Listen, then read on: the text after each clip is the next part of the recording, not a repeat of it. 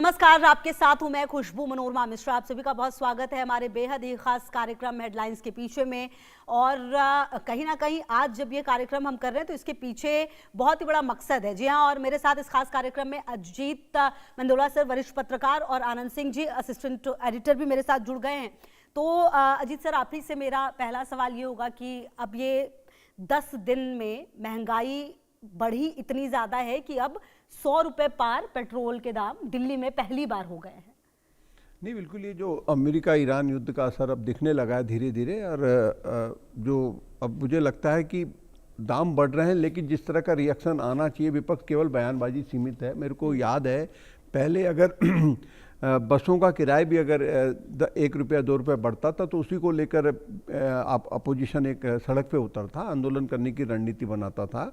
लेकिन मैं ये देख रहा हूँ इस बीच कुछ समय से बयानबाजी जरूर हो रही है। आज कांग्रेस ने अपने हैंडल से को महंगाई खाया जात है ये गाना बहुत पहले, हाँ, महंगाई डाइन खाया जाता है, बहुत पॉपुलर हुआ था बीच में जब कांग्रेस का शासन था, तब बीजेपी एक पिक्चर आई थी। तो अब आज अमेरिका ईरान के जैसे कुछ संकेत मिल रहे हैं कि अच्छा हो कि आज 1-2 दिन में वो जो समझौता हो रहा है वो फाइनल हो जाए, उस पर अंतिम मोहर लग जाए। लेकिन ये महंगाई का तड़का मुझे लगता है ये लंबा भी खींचेगा। अभी मेरा आंकलन है कि पेट्रोल के और डीजल के दाम और सीएनजी के दाम अभी और बढ़ेंगे, क्योंकि जब सरकार ने एकदम से जब 1-1.5 साल पहले रेट बढ़ाए थे डीजल पेट्रोल के, तो उस समय थोड़ा सा नाराजगी हुई थी, लेकिन लोगों ने उससे स्वीकार कर लिया। लोगों में मैं इस बार एक अजीब विडंबना है। मैं देख रहा हूँ कि लोगों में बहुत प्रतिक्रिया नहीं आ रही है। लोग जैसे कह रहे हैं कि मतलब तो, अच्छा सर, इसके मैं थोड़ा सा आपको यहाँ पे इसके पीछे वजह क्या ये है कि पीएम मोदी शायद पहले ही तैयार कर देते हैं क्या? एक देखिए, यह तो देखिए, मैं कह रहा हूँ ना, प्राइम मिनिस्टर मोदी की लोकप्रियता पे लोग अभी प्राइम मिनिस्टर मोदी पर लोगों का भरोसा कायम है। लोगों को लग रहा है कि हालात ऐसे बने हैं जैसे दूसरे देशों से कंपैरिजन हो रहा है। पाकिस्तान में 300-400 रुपए लीटर हो गया है। कड़वी दवाई का भी उन्होंने 2014 में जब आए थे, सत्ता में आए थे, तो कि कुछ कड़वी दवाइयाँ लेनी पड़ेंगी, कड़वे घूंट लेने पड़ेंगे, मगर उसके लिए आपको तैयार रहना है। मगर अब जिस तरीके से 102 पे पेट्रोल आया है, डीजल वहीं लगातार उसके दाम बढ़ चुके हैं, तो कहीं ना कहीं इसकी मार तो आम आदमी के जेब पे पड़ रही है। अच्छा, उनकी बचत पे भी पड़ रही है। नहीं, बाकी बीजेपी शासित प्रदेशों में 108 रुपए लीटर भी है, 106 रुपए। राजस्थान, महाराष्ट्र, मध्य प्रदेश वगैरह में पहले इतना था, वहां पहुंच जाएगा 114-15 रुपए लीटर। तो लोग, पता नहीं, मुझे लग रहा है जैसे कि लोगों में ये तो बहुत धनाढ्य लोग हो गए, बहुत पैसा हो रहा है। देखो, मगर एक चीज है अजीत सर, मैं यहाँ पे आपसे थोड़ा सा समझना भी चाहूंगा, क्योंकि केंद्र सरकार ने अभी पिछले महीने ही मार्च अप्रैल में ही उन्होंने जीएसटी कम किया था, इस पर अपने टैक्सेस कम किए थे। मगर अब जब पेट्रोल की कीमतें, डीजल की कीमतें सारे राज्यों में बढ़ रही है, पूरे देश में एक साथ बढ़ रहा है। पिछले 11 दिन में हमने देखा करीब 7.5 रुपए प्रति लीटर पेट्रोल हो या डीजल हो, उसकी कीमत बढ़ गई। मगर जो वैल्यू एडेड टैक्स है, जो राज्य सरकारें लगाती हैं फ्यूल्स पे, आखिर राज्य सरकार भी कहाँ से उसको कम कर पाएगी? उनके पास जिन राज्यों के पास उतनी उद्योग नहीं है, उतनी क्षमता नहीं है, वो पहले से ही बीमारू राज्य के दर्जे में है, तो वहाँ के लिए भी सरकार को सोचना चाहिए। लगातार सरकार जहाँ कहती है कि हर दिन 1000 करोड़ रुपए का नुकसान हो रहा है पेट्रोल कंपनियों को, मगर आज जिस तरीके से तिमाही रिजल्ट्स आए हैं उनमें 43% उनकी प्रॉफिट है। नहीं, देखो, उसमें अभी जो इसमें ये बात भी आती है, इसमें कोई वो नहीं है। लोग कहते हैं कि जब दाम, कच्चे तेलों के दाम गिर रहे थे, बहुत प्रॉफिट कंपनियां कमा रही थी, तो उस समय भी तेल के दाम कम नहीं किए। मगर आज कांग्रेस ने एक तथ्य दिया है। कांग्रेस अध्यक्ष मल्लिकार्जुन खड़गे, उन्होंने तथ्य दिया है कि जब हमारी सरकार थी 2004 से 14 के बीच में करीब 175% क्रूड ऑयल का प्राइस बढ़ा था, मगर फिर भी हमने उसको हाइक को कंट्रोल करके रखा था। मगर ये सरकार जो है 2014 से लेकर 26 तक अभी तक इन्होंने करीब 43 लाख करोड़ रुपए कमा चुकी है, क्योंकि पेट्रोल के प्राइसेस 95 रुपए कर दिया था। पिछले 5 साल से हम देख रहे वही ये प्राइस है, उसमें बढ़ोतरी नहीं हुई थी। क्रूड के ऑयल 60-70 बैरल। लेकिन आनंद, देखो, इसमें मैं बड़ा हैरान ये हूँ कि भाई अब देखो, ये चीजें जब कीमतें बढ़ रही हैं, इसमें कोई दो राय नहीं है, महंगाई भी बढ़ रही, और मैं हैरान हूँगा कि भाई देखो, कोई नया पे स्केल नहीं आया। अभी मोदी जी की अभी सरकार तक में तो नहीं। कोई ऐसी कंपनियां, लेकिन आप इससे ज़्यादा तो उनकी घरों की कीमत देखो आप, 3 करोड़ 5 करोड़ बढ़ रहे हैं, कहाँ से आ रहा है? लेकिन मेरा कहना ये है कि भाई विपक्ष, इसमें विपक्ष को जो भूमिका निभानी चाहिए थी, कहीं ना कहीं विपक्ष पता नहीं क्यों भूमिका नहीं निभा पा रहा सड़क है। पे आंदोलन नहीं दिख रहा हाँ, है। जैसे आंदोलन सड़क पे आंदोलन नहीं दिख लोग रहा है। कहते हैं कि भाई पहले देखो गैस के थोड़े से दाम बढ़ते थे, सिलेंडर ले लेके पहुंच जाना, सुषमा स्वराज सुषमा हो या स्वराज फिर हो, स्मृति आप ईरानी समझिए वो कि जो एक तो तस्वीरें थी देखिए जो हाँ। सबसे बड़ी राष्ट्रीय पार्टी हमारी कांग्रेस है ना, उसमें कहीं ना कहीं एक निराशा का भाव है लगातार चुनाव हारने से। और जो स्ट्रैटेजी बनाने वाले लोग हैं वो किस तरह की स्ट्रैटेजी बना रहे हैं, क्या कर रहे हैं। एक कांग्रेस की जो, मैं कांग्रेस को इतने सालों से देख रहा हूँ, कांग्रेस ने कभी जात पात की राजनीति नहीं करी, कभी धर्म समुदाय की राजनीति में नहीं फंसे। लेकिन अचानक कुछ टाइम से अभी एक सम्मेलन हुआ था, क्यों आनंद, अल्पसंख्यक सम्मेलन हुआ था, अल्पसंख्यक सम्मेलन नहीं, नेशनल बोर्ड काउंसिल की कल, बैठक हुई कुछ थी 50 से ज्यादा। शनिवार के दिन हुई थी, जिसमें कि वो इमरान प्रताप हाँ, गढ़ी जिसमें जो सारे minority- अल्पसंख्यक नेता ही आए थे, समुदाय आए थे सारे। उसमें राहुल गांधी ने जो बोला, उसके बाद जो बातें राहुल गांधी ने, बात ठीक कर रहे हैं, चलो हमने मान लिया सम्मेलन ठीक कर रहे हैं, आप महंगाई बेरोजगारी इशू ठीक बोल रहे थे, रायबरेली के ठीक बोल रहे थे, लेकिन अचानक आपने प्राइम मिनिस्टर मोदी को टारगेट कर दिया, आपकी सारी बात धरी रहेगी। अभी आपने उसमें कह दिया कि सरकार गिर जाएगी एक हाँ, साल अब के ऐसा अंदर। कर रहे हैं परसों ही वो। उन्होंने आप बताओ जब क्या बातचीत हो रही थी हाँ। तो जो कांग्रेस के सूत्र हैं वहाँ पे, चूंकि बड़े तमाम बड़े नेता वहाँ मौजूद थे, चाहे वो तारिक अनवर हो, इमरान प्रताप गढ़ी खुद थे, फिर गुरदीप सिंह सप्पल हो, और ऐसे में सलमान खुर्शीद और भी बड़े बड़े नेता, सैयद नासिर हुसैन, सारे लोग मौजूद थे। उसमें राहुल गांधी ने कहा कि जिस तरीके से ये सरकार लगातार विरोध झेल रही है, जिस तरह से फ्यूल प्राइसेस बढ़ रहे हैं, जिस तरह से यूएस ट्रेड डील पे खास तौर पे बिना बोले हुए उस पर इनडायरेक्ट जाइब लेते हुए कि जिस तरीके से विदेश की गतिविधियां हैं वो हमारे लोगों के यहाँ पे इफेक्ट कर रही हैं, और ये सरकार मुझे नहीं लगता है आनंद, जो कि एक साल से ज्यादा टिक पाएगी, लोग हटा देंगे। बात भी उन्होंने ये कहा कि अब हिंदू मुस्लिम की राजनीति नहीं है, मतलब हो गया अब। नहीं, अब उन्होंने अमीर ये बात गरीब- नहीं कही थी, अब उन्होंने अमीर ये बात गरीब- नहीं कही हाँ। थी। उन्होंने कहा था कि किस तरीके से जो कांग्रेस के पहले प्राइम मिनिस्टर थे, तो उन्होंने हिंदू और मुस्लिम पे चर्चा को किस तरह से कंटेन करके रखा था, काफी सक्सेसफुल भी वो रहे थे।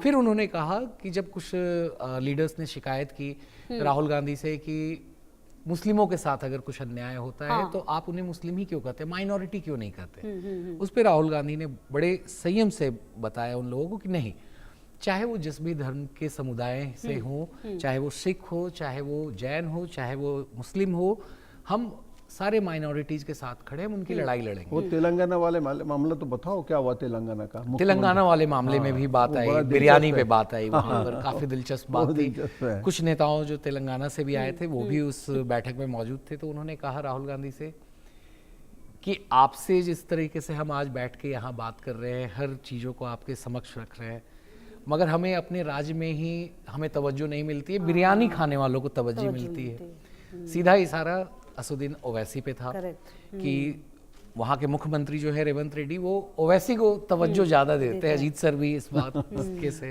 वाकिफ होंगे, अपना अलग तो है ना? उन्होंने कहा कि ठीक है, मैं इस चीज को देखता हूँ। कहीं ना कहीं नाराजगी थी, उन्होंने पार्टी लीडरशिप के सामने रखी। राहुल गांधी ने भी उस बात को नोट किया। मगर जहां आपने हिंदू मुस्लिम वाली बात बोली, तो राहुल गांधी का साफ कहना था कि ये हिंदू मुस्लिम की जो नैरेटिव है, हमें उससे बाहर निकलना पड़ेगा, और इस नैरेटिव से निकलने के लिए जो लोगों की आर्थिक समस्याएं हैं, हमें उससे उठाना पड़ेगा। लेकिन ये बड़ी बात उन्होंने बोली।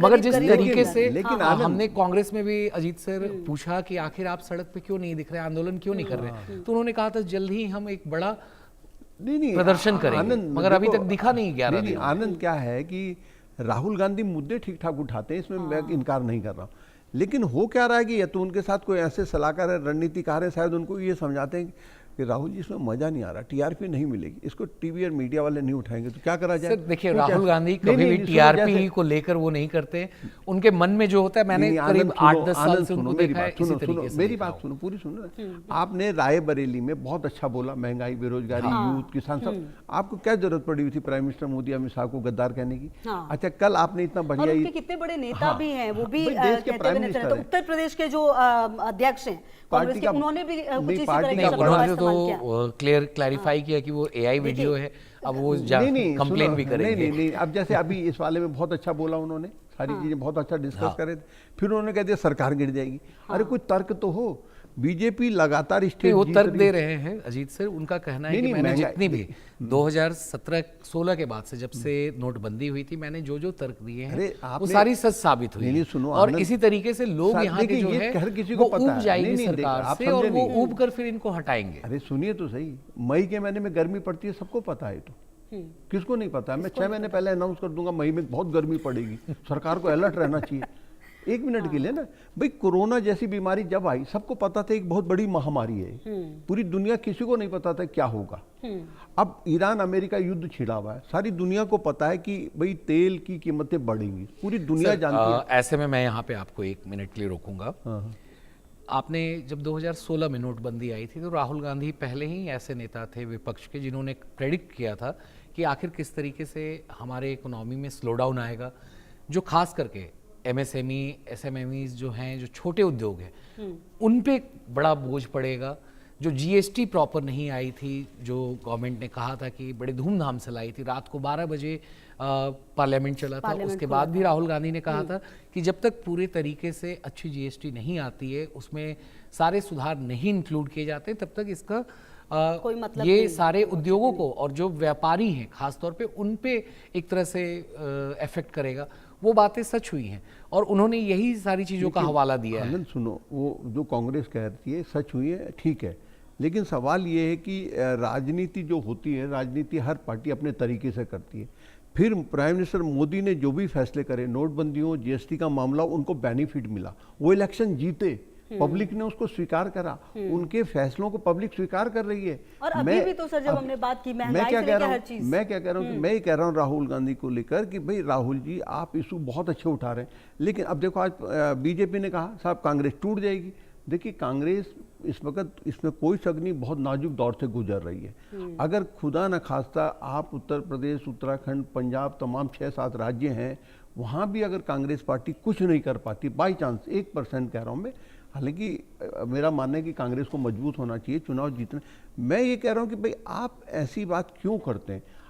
मैं इसलिए कह रहा हूँ TRP वाली बात कि पार्लियामेंट के दिनों में भी जो राहुल गांधी ने राजनीति करी थी अभी पिछले बजट सेशन में, वो कतई स्वीकार्य राजनीति नहीं थी। आपने एक कर्नल की, एक आर्मी की किताब को लेकर, आर्मी उसके अफसर की किताब को लेकर वो करा, फिर आप जिस तरह का व्यवहार आपने करा, मैं कह रहा हूँ आप सदन के नेता हैं, लोकसभा उपनेता, आप सदन के विपक्ष के नेता हैं, आपके पास बहुत बड़ी जिम्मेदारी है, बहुत अच्छे मौके हैं कांग्रेस के पास। आज कांग्रेस को एक बड़ा भारी मूवमेंट खड़ा कर देना चाहिए था। महिला आरक्षण वाला जो 33%, तुमने तो देखा होगा कितना बड़ा झूठ बोला सरकार ने, बिल्कुल क्लियर झूठ बोला। देखो सरकार ने स्ट्रैटेजी बनाई केवल अपोजिशन को घेरने की, उसमें अपोजिशन फंस गया।